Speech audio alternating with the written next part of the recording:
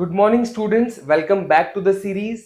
पिछले वीडियो में हमने कुछ ईडीएम के सेट्स देखे थे, ईडीएम एंड फ्रेजेस के। आई एम श्योर कि आपको वो उससे बहुत अच्छा कुछ सीखने को मिला होगा और उसकी एप्लीकेशन आपने डे टू डे लाइफ में स्टार्ट कर दी होगी। ठीक है, today we are back with another set of idioms जो कि आपको अपनी अपकमिंग एग्जाम्स में काफी हेल्पफुल रहेंगे। ठीक है, तो फटाफट से पेन कॉपी ले लो और शुरू हो जाओ। ठीक है, चलो आज का पहला ईडीएम है हमारा अ ब्लेसिंग इन डिसगाइज। ठीक है, तो सबसे पहले इसका मीनिंग तोड़ते हैं कि क्या है ब्लेसिंग। ब्लेसिंग का मतलब क्या होता है? आशीर्वाद, जो कि एक पॉजिटिव सेंस में दिया गया है। ठीक है ना। डिसगाइज मतलब होता है कि किसी भी चीज को छुपाना। ठीक है ना, कंसील करना, कंसील करना या फिर हाइड करना या मास्कअप करना। ठीक है ना, तो किसी चीज को हो सकता है, कोई सिचुएशन हो सकती है, कोई अपीयरेंस हो सकती है। ठीक है ना, तो डिसगाइज। तो अब ब्लेसिंग इन डिसगाइज उसका मतलब क्या हुआ? A good thing that seemed bad at first, कोई अच्छी चीज जो कि पहले बुरी लगी थी। ठीक है ना, एग्जाम्पल के थ्रू समझेंगे।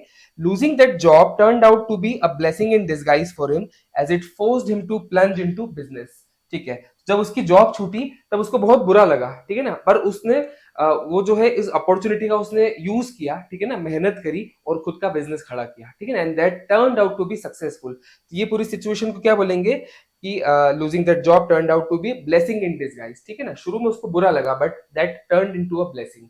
ठीक है ना, चलो आई एम श्योर ये आपको समझ में आया होगा। नेक्स्ट इडियम की ओर बढ़ते हैं, बाइट द बुलेट। ठीक है, बाइट मतलब क्या होता है? बाइट मतलब चबाना, right.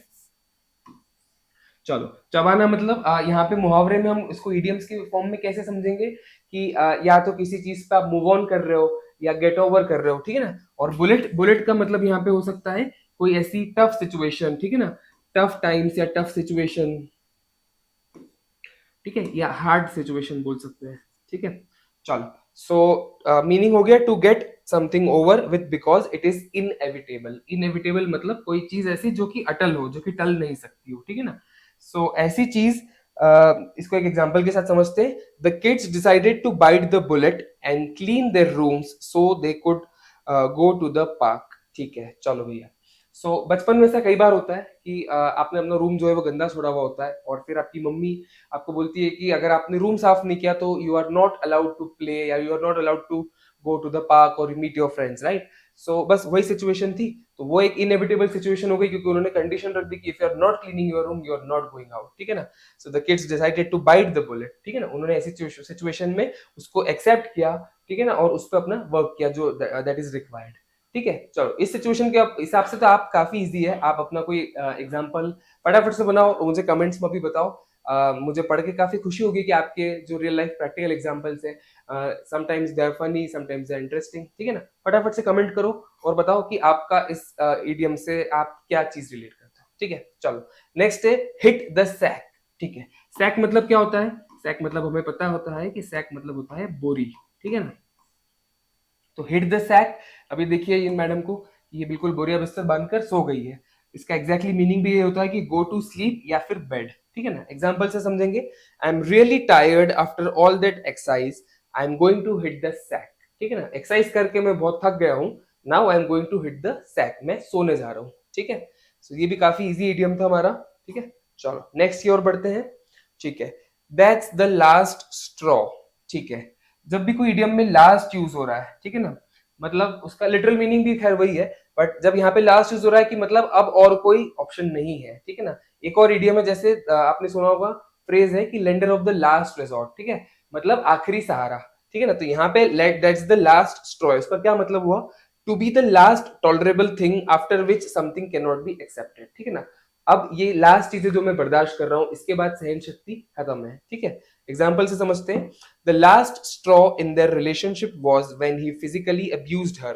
She walked out after that. ठीक है ना, सेंटेंस से काफी क्लियर है कि उनका रिलेशनशिप कब खत्म हो गया? जब उसने उसको फिजिकल अब्यूज किया। She walked out after that, so that was the last straw, मतलब उसके बाद वो कुछ भी सहन नहीं कर सकती थी। ठीक है, चलो नेक्स्ट इडियम की ओर बढ़ते हैं। नोट्स बनाते चलिएगा साथ साथ।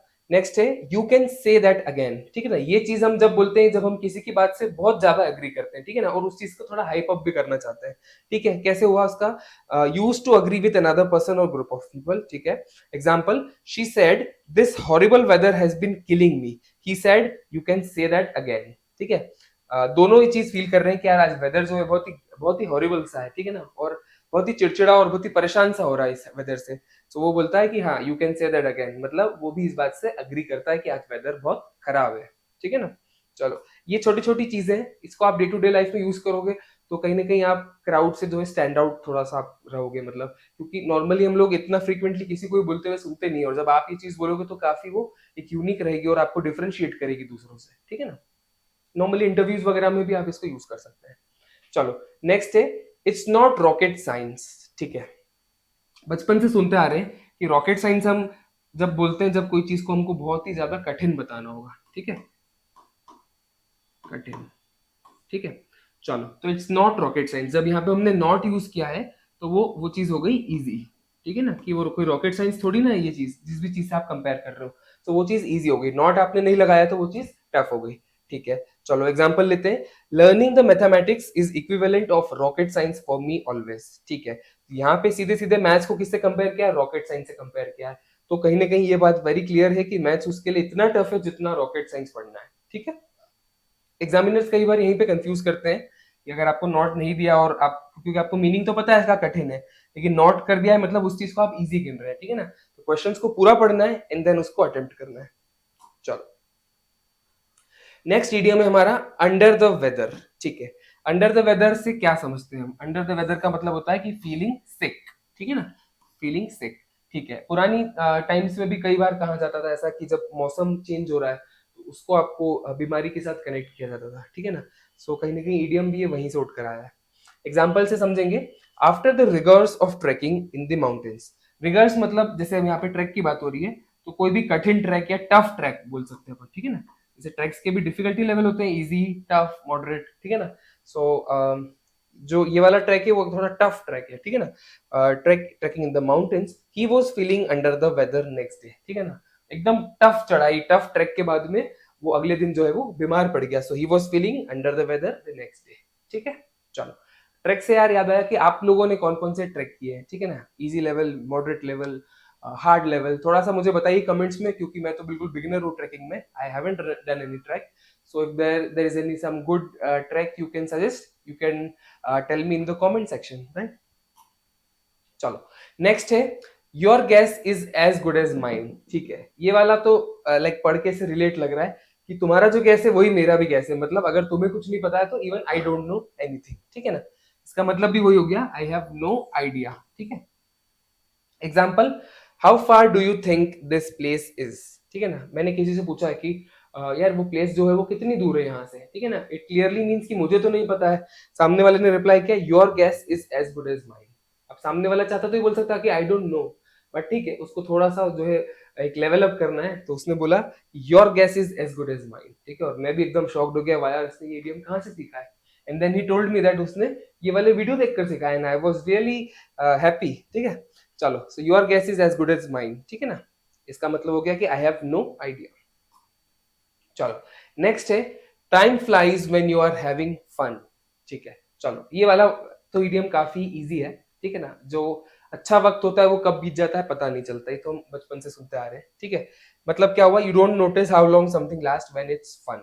ठीक है ना, अब यहाँ पे हमने जो एग्जांपल लिया, your daughter is already in college, how time flies. ठीक है ना, इसका और एक रिलेटेबल एग्जांपल देता हूँ कि जब दो लेक्चर्स के बीच में आपको ब्रेक मिलता है, ठीक है ना, 5 मिनट का ब्रेक, तो 5 मिनट का ब्रेक कब खत्म हो जाता है पता ही नहीं चलता। ठीक है ना, वो क्यों? क्योंकि जब when you are having fun आपको टाइम का पता नहीं चलता है। ठीक है ना, so this is what this idiom means.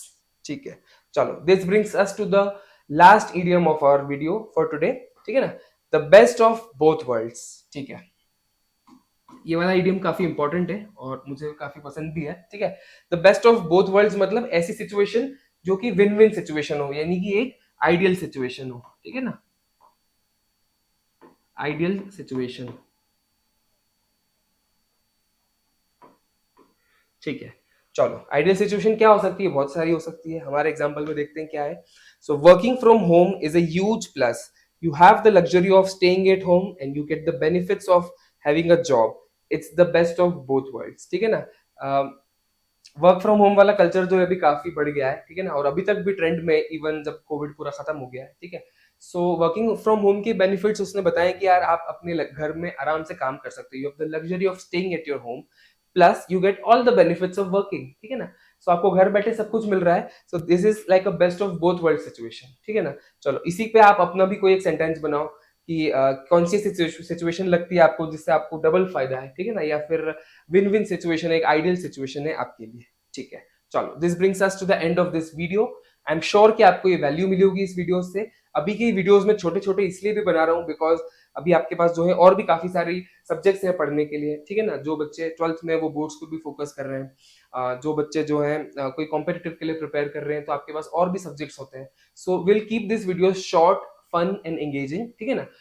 धीरे धीरे आपको जो है सारा कंटेंट इंग्लिश का इसमें मिलेगा in terms of short videos, ठीक है। So stay tuned with this channel. आपको और ऐसे कई सारे वीडियोस टॉपिक पे मिल जाएंगे इस चैनल पर। इस चैनल को आप सब्सक्राइब कर लीजिए, अपने फ्रेंड्स के साथ भी वीडियो शेयर कीजिए ताकि इसका फायदा वो भी उठा सके, ठीक है। चलो if you have any more doubts, any more topics you want to cover in this series, just comment the topic name and we will definitely make a video for you, ठीक है। चलो good luck for your preparation and see you in next video.